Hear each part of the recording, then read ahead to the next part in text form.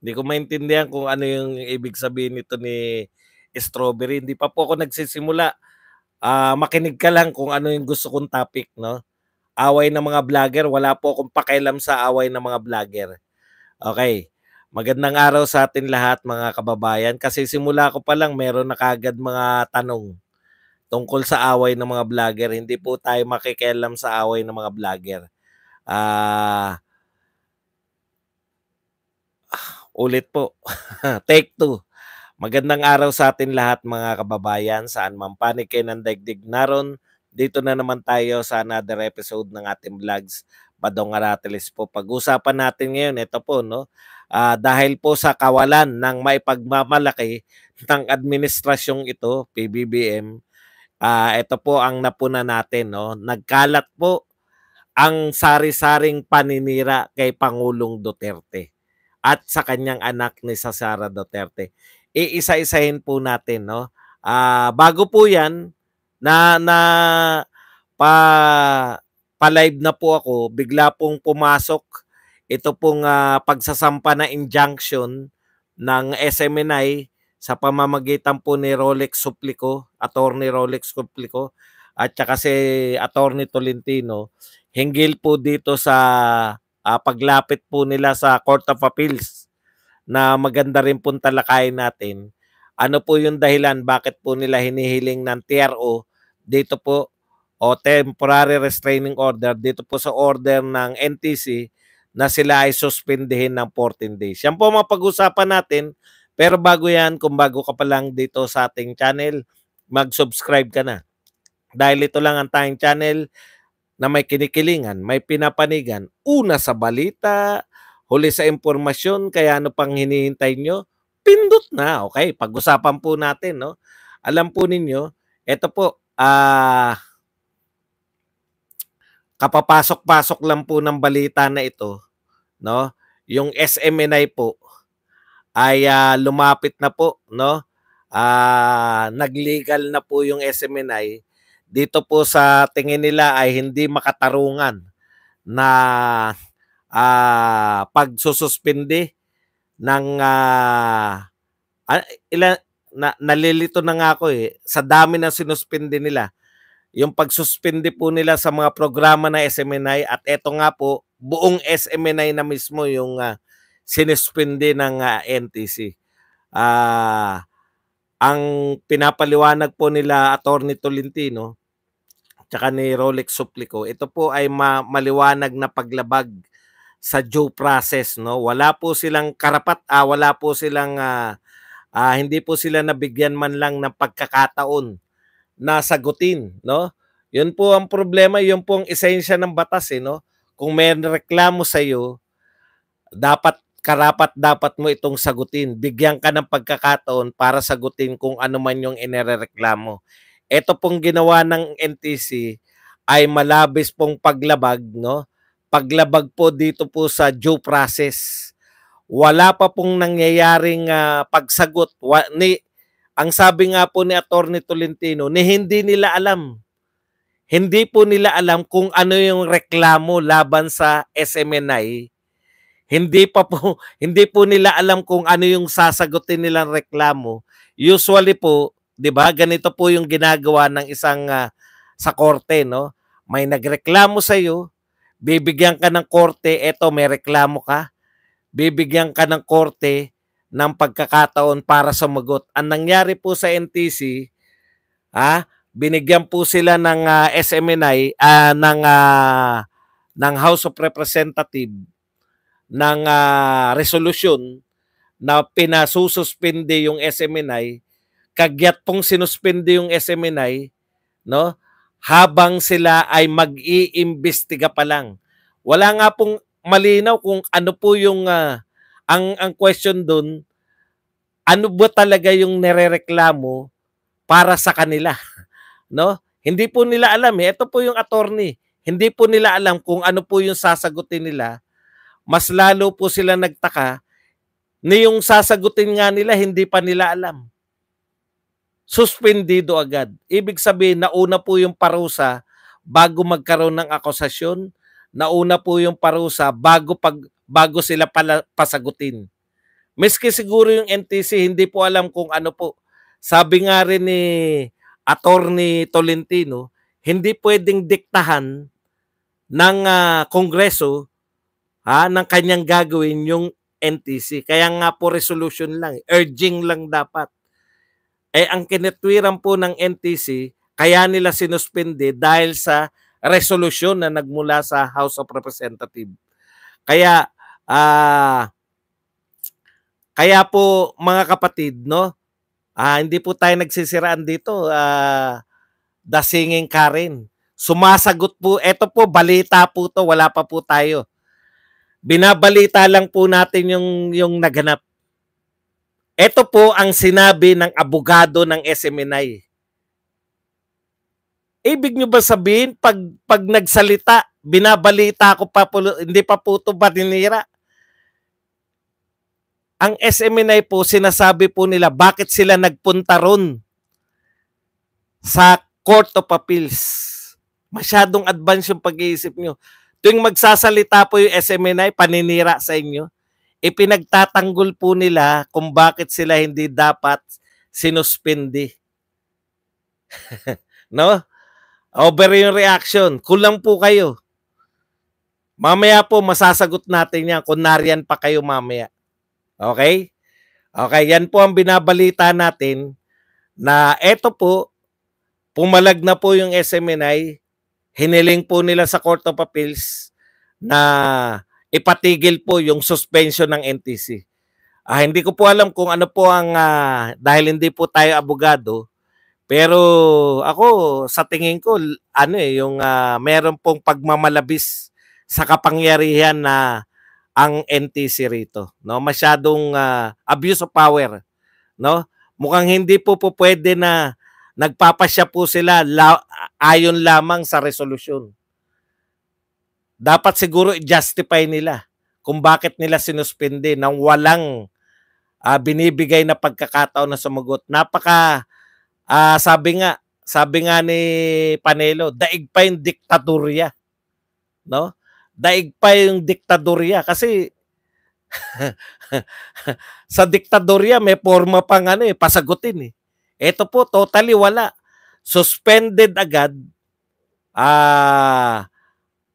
ng ilang araw yung mga programa, suspended agad yung buong SMNI nang wala man lang silang, na hindi man lang sila binibigyan ng pagkakataon na malaman kung ano yung reklamo laban sa kanila.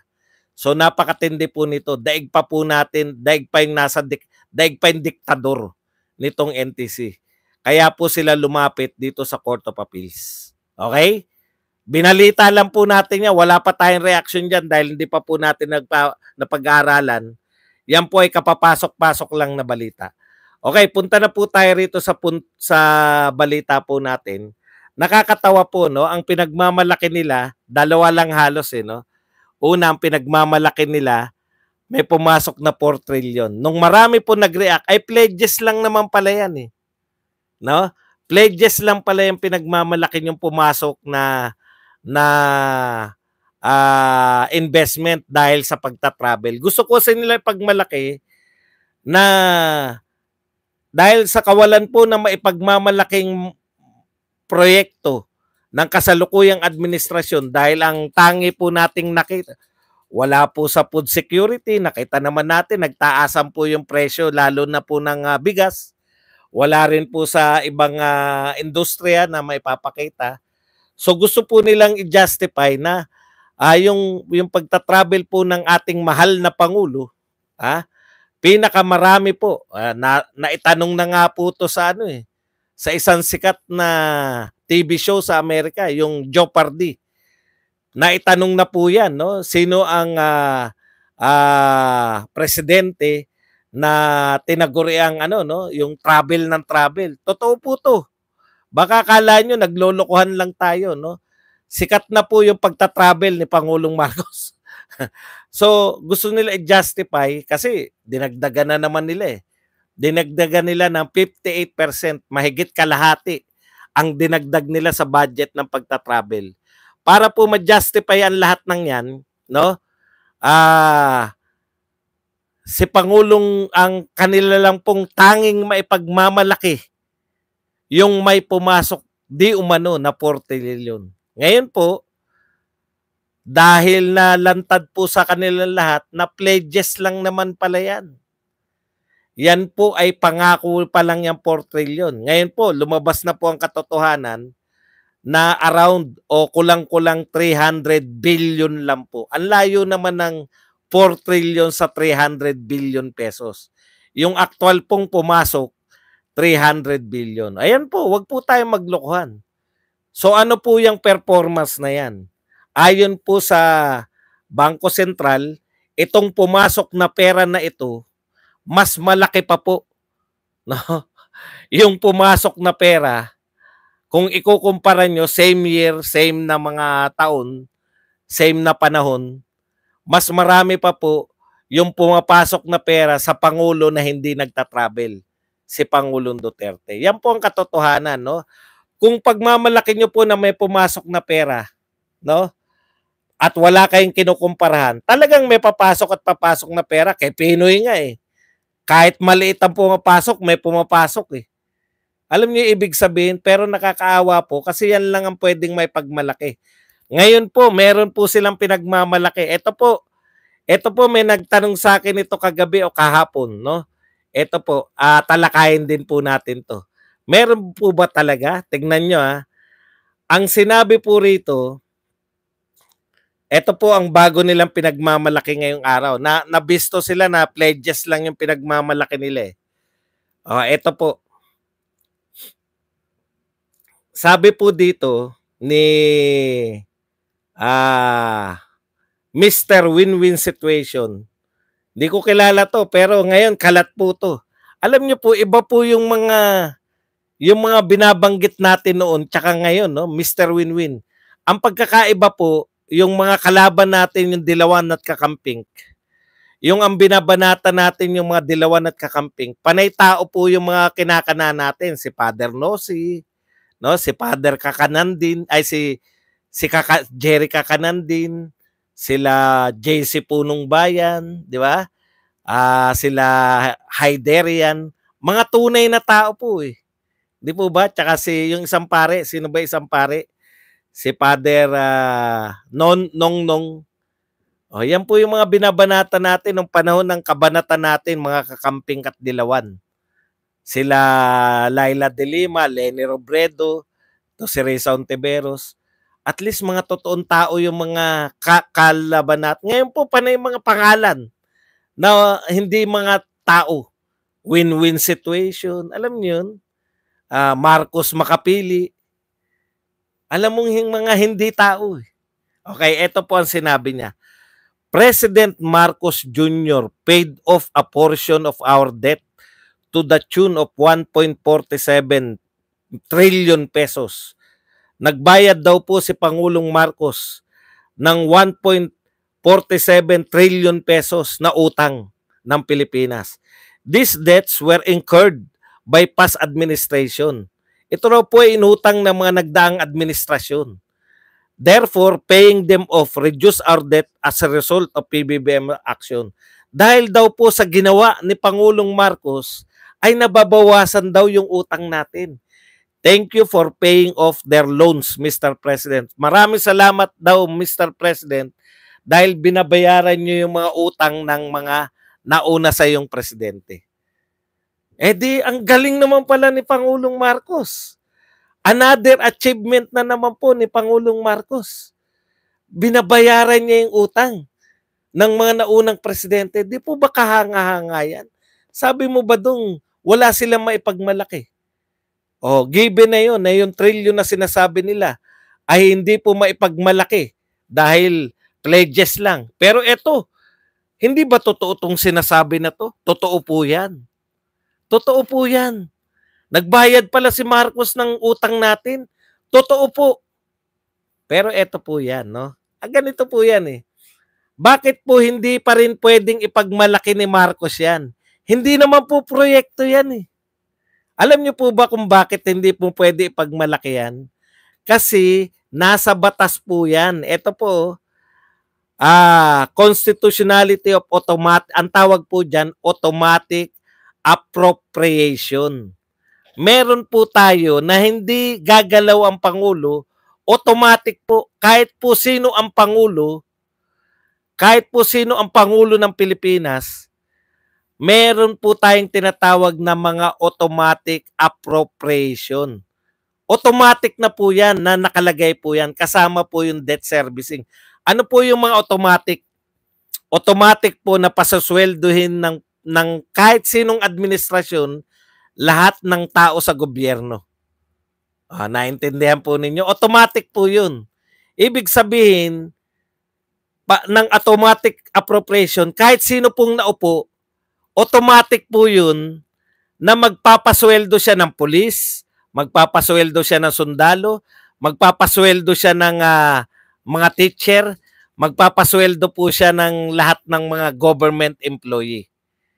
Automatic po yun. Hindi po ibig sabihin na pag may bagong Pangulo, teka muna, pag-iisipan ko muna kung pasasweldohin ko yung mga teacher. Pwede po ba niyang pag-isipan yun? Hindi po pwedeng pag-isipan yun. Ang tawag po dyan, automatic appropriation. Kahit sino po ang Pangulo, automatic po yun, dapat mong pasweldohin yung teacher.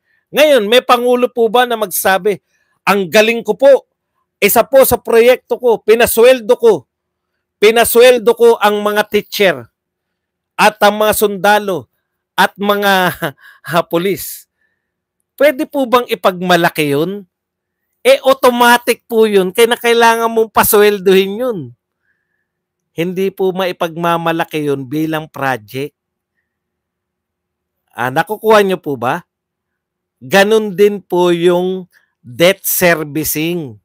Kahit sino po yung nakaupo, automatic po yun na magbabayad ng utang dahil yan po ay ginawa nating batas.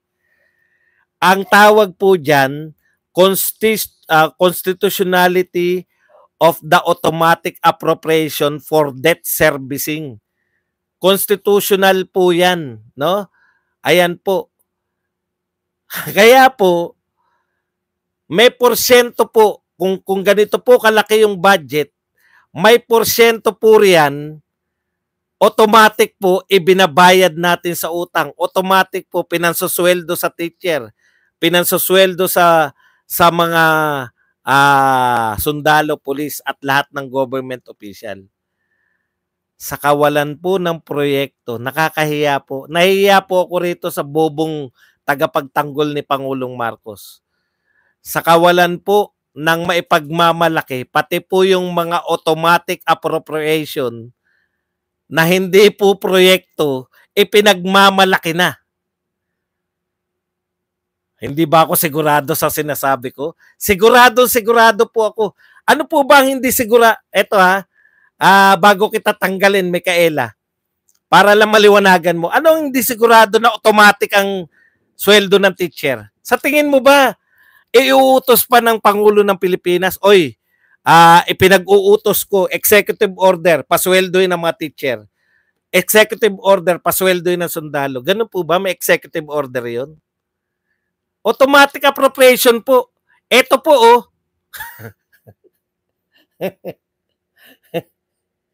Hindi ko may...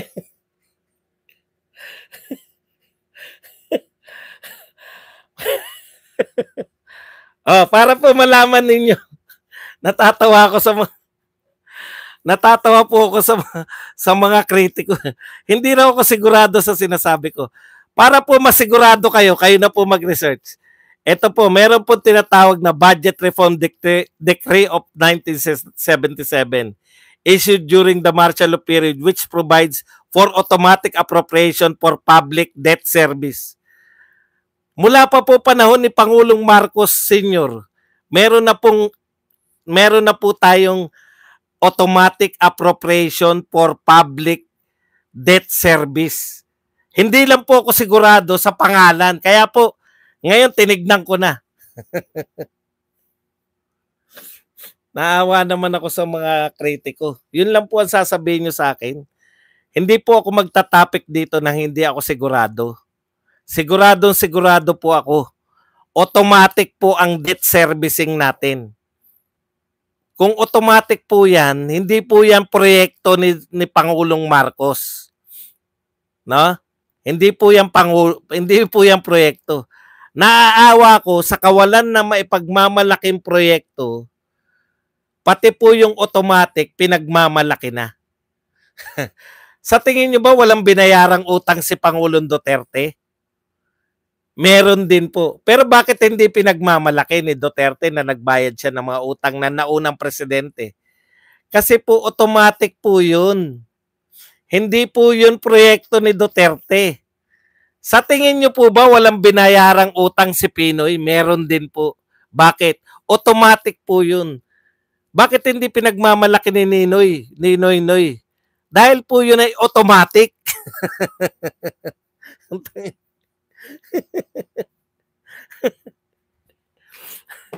Ako pa ngayon na hindi sigurado. Nakakatawa talaga itong mga tao na to. Tawanan na lang natin. Kasi wala tayong magagawa.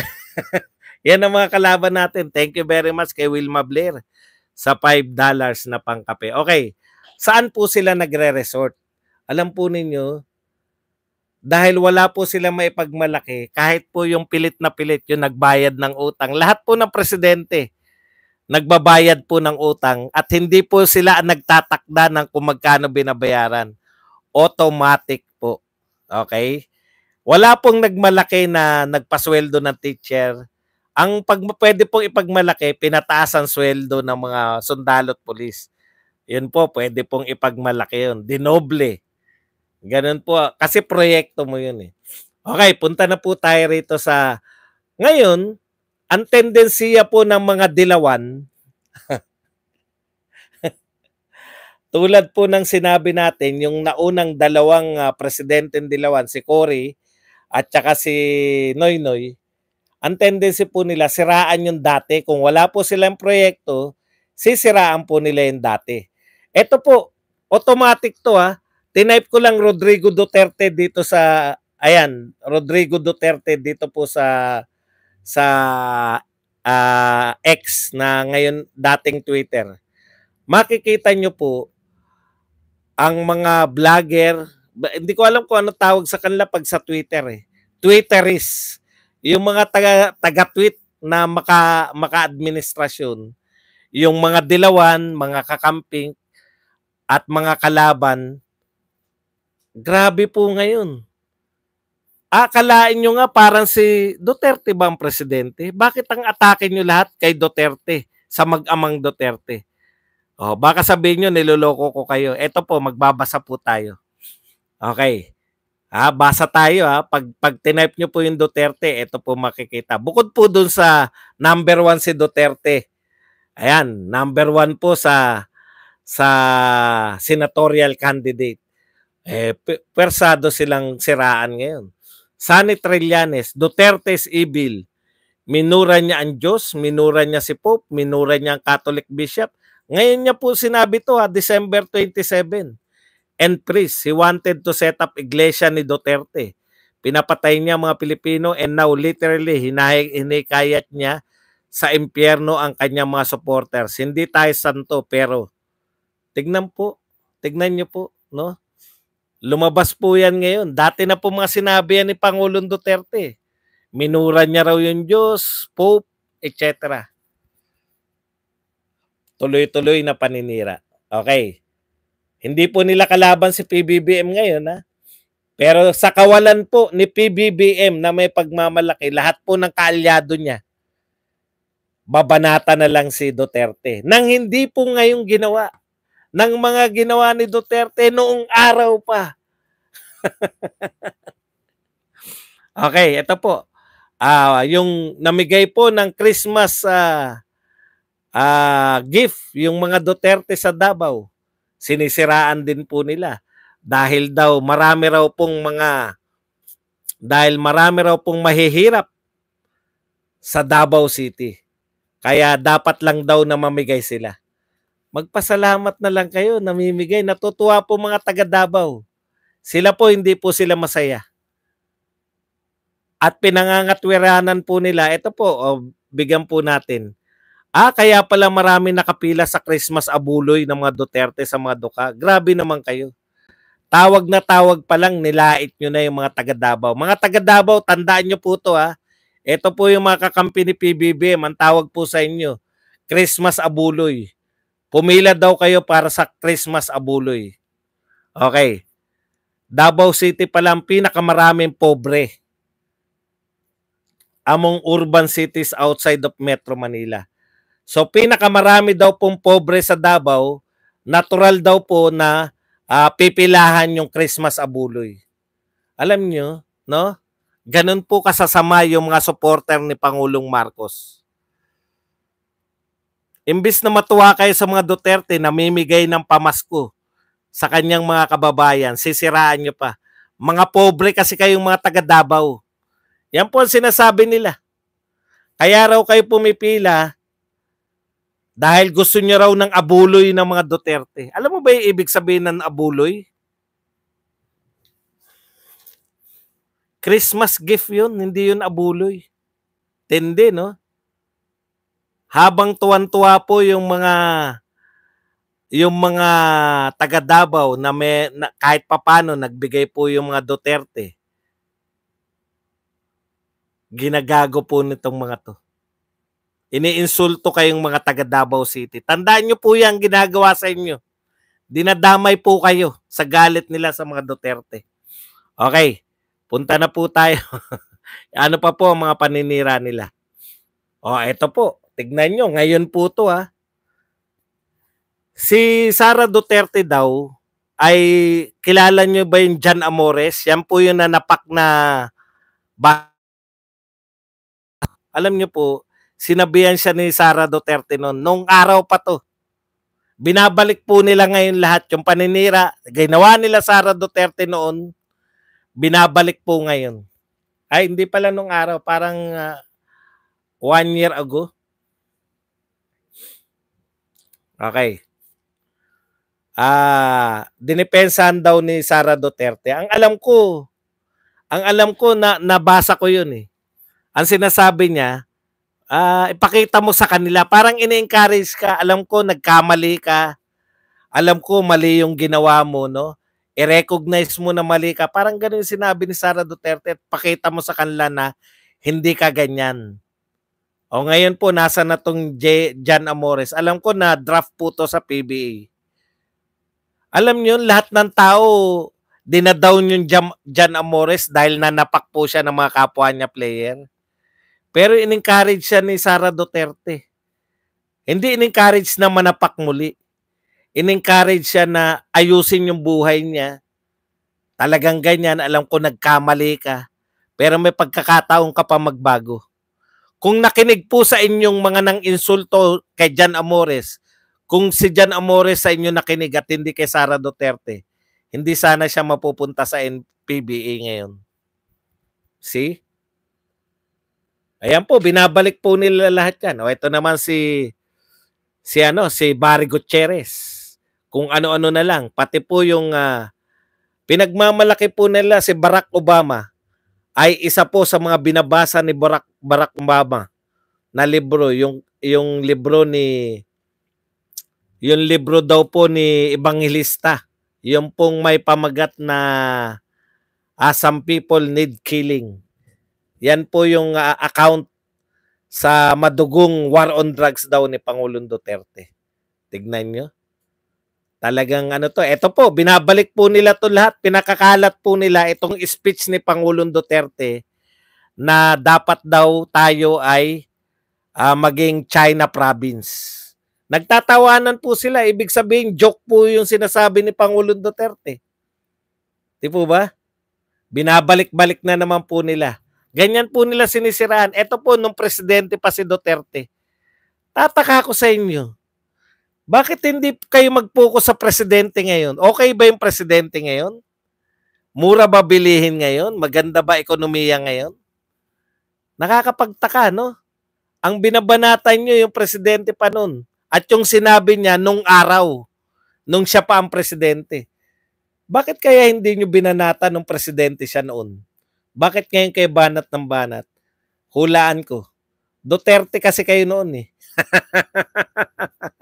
O nagpapanggap kayong Duterte noon. Ito pa si Barry Gutierrez. Sara Duterte silent on China aggression. Ayan po, ganyan po ang banat nila eh. Yung mga pro-China, pro-China, pro-China.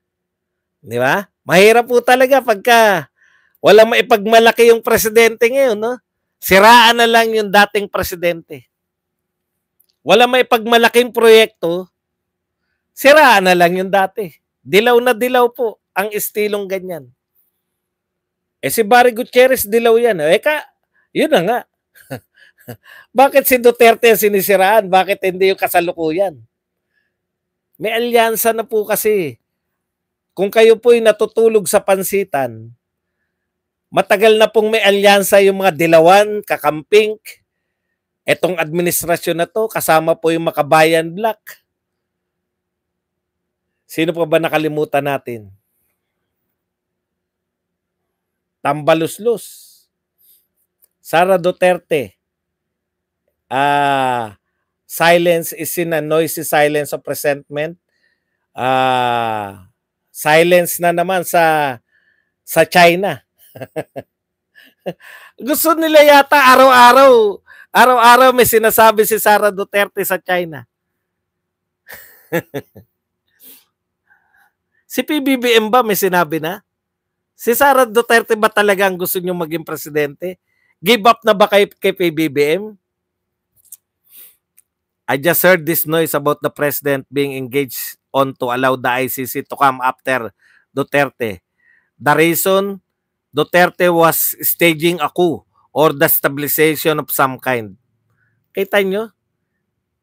Sinisisi si Pangulong Duterte.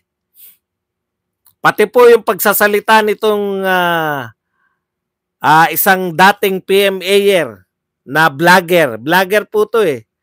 Kalimutan ko pangalan. Ano ba pangalan nito? PMAyer na vlogger. Yan no? Ang sinasabi niya na pagka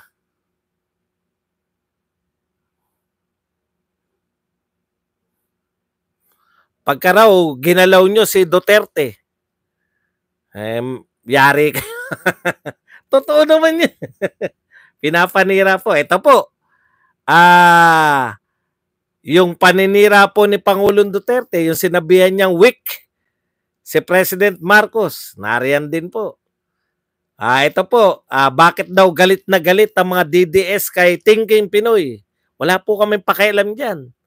Banat din po. Ito po, misleading claims of Duterte sa jurisdiction ng ICC. Banat din po ng ano naman to, Vera Files naman. So wala pong okay, eto po, tapusin natin dito. Kay Mr. Win-Win situation. President Marcos Jr. treated him as a friend.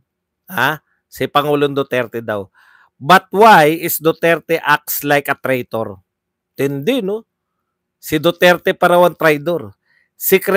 Eto raw ang patunay na traitor si Duterte. Number 1, secret meetings with retired soldiers. But thankfully, those who spoke to PRRD reported to PBBM. Paano mo nalaman? Win-win situation. Ganun ka-close kay Pangulong Marcos? Sinabi sa'yo? Sinabi sa'yo na nalaman ni Pangulong Marcos na si Pangulong Duterte nakikipag-usap sa mga retired soldier? Sekreto? Sekreto ka mo eh. Ikalawa raw, he created chaos to Congress, urged people not to pay tax. That's economic sabotage. Wow, big words. Alam mo, kaso yung economic sabotage, mas malaki pang kaso yan kaysa sa ikinaso ni Franz Castro. Bakit hindi mo kasuhan si Pangulong Duterte? Meron pala siyang ginagawang economic sabotage. Delikado po yung economic sabotage. Hindi alam ko heinous crime 'yan, depende sa magkano, no? Economic sabotage, grabe pong akusasyon 'yan. Heinous crime yan eh. Sa pagkakalam ko pwedeng mali ako. Bakit hindi nyo sampahan ng kaso? Yan po ang ilan lamang sa paninira nila ngayon kay Pangulong Duterte. Bakit po sikat na sikat si Pangulong Duterte at si Sara Duterte? Samantalang hindi po sila nakapwesto, hindi po siya ang presidente ngayon. Bakit sila po rin ang sinisiraan? Alam niyo na po kung ano sagot diyan, di ba? Number 1 sa senator, yung anak niya, number 1 na presidential candidate. Yan lang po ang ating topic. Ngayon po, pwede na kayong magtanong, pwede na po kayong kumontra, pwede na po kayong magbigay ng inyong opinion.